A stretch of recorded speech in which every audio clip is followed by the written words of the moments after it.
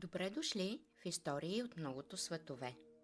Тази вечер историята е Тримата братя и змеят. Един баща имал трима синове. Когато те били съвсем малки, в къщата им долетял един змей и откраднал майка им. Завел я в една пещера някъде далече в непроходимите гори. Много тъгувал бащата, никога не се оженил отново и съвсем сам отгледал трите си деца.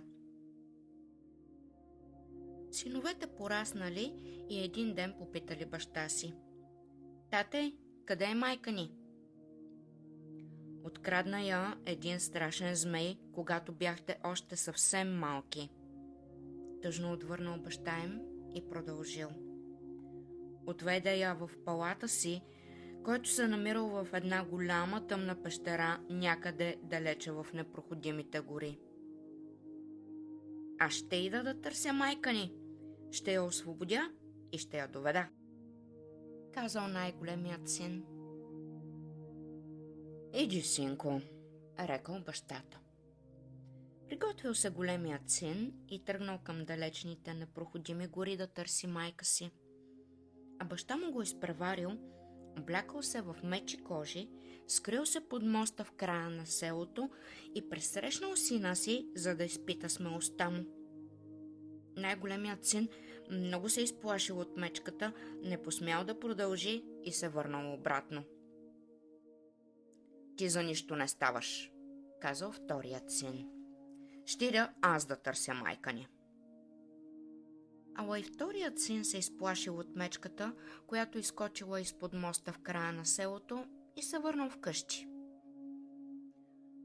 „Вас двамата за нищо не ви бива. Тръгвам аз“, рекал най-малкият син, когато всички наричали Келчо, понеже като дете бил келав. Стегнал се Келчо за път, взел си сабята и тръгнал да търси майка си. В края на селото, изпод моста, пак излязла мечката и застанала насреща му. Той извадил сабята и смело тръгнал към нея. „Де да видим“, извикал Келчо, „или ти мене, или аз тебе“. И за малко щял да я посече. Тогава бащата смъкнал мечите кожи и казал: „Стой, синко, аз съм твоят баща. Видях, че си юнак. Върви да търсиш майка си и на добър час. Ти ще я намериш“. Тръгнал Келчо из непроходимите гори да търси пещерата на змея. 3 дни и 3 нощи вървял, без да спира, и най-накрая стигнал до голямата тъмна пещера. Там се намирал палатът на страшния змей. Стражите отдалече са гледали Келчо и известили господаря си, че един юнак със сабя идва към палата му. Страшният змей спокойно рекал: „Този юнак няма да може да премине покрай вълците, които пасат овцете ми, и покрай мечките, които пазят кравите ми. Така че няма от какво да се боя“. Ала стражите видели, че щом юнакът стигнал до стадото овце и вълците се спуснали към него, той ги разсякал със сабята си. И мечките, дето пазали кравите, срев се нахвърлили върху него, но той съсякал и тях със сабята си и продължил да върви право към палата на змея. Стражите, изплашени, разказали на господаря си всичко, що са видели. Тогава змеят се стреснал и станал да посрещне юнака. Палатът на страшния змей бил заобиколен от дълбока буйна река. За да се стигне до златната порта на палата, се минавало по един чудно красив златен мост. Юнакът се удивил от хубостта му и тръгнал бавно по него. Мостът се разклатил под стъпките му и змеят вече здравата се изплашил. Така Келчо влязъл право в палата и застанал пред змея.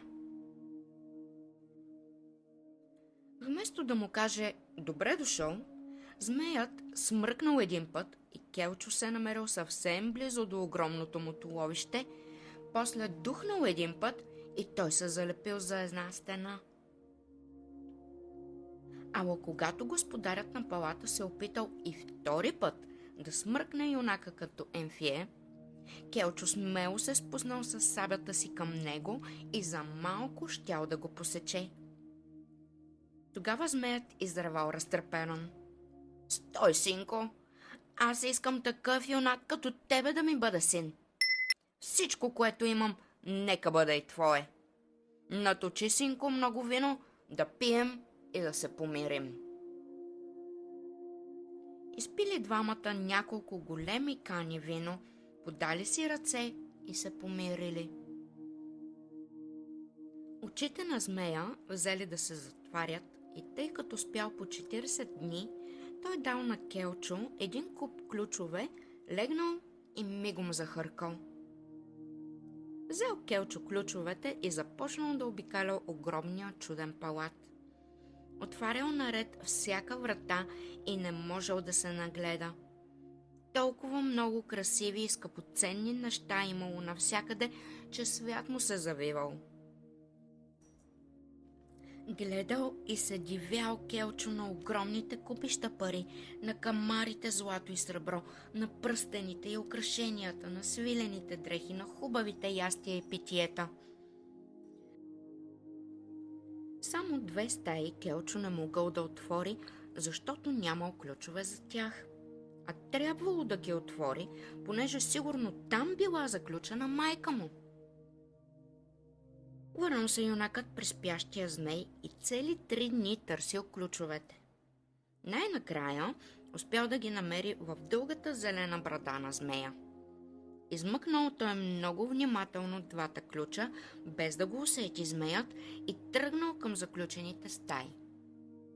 Щом отворил първата, видял вътре една красива жена с пошарени коси. „Мамо, ти ли си?“ извикал той и се спуснал към нея. „Аз съм най-малкият ти син. Дойдох тук да те освободя.“ Майката прегърнала Келчо и заплакала от радост. „Синко, да бягаме бързо от тук, докато не се е събудил змеят.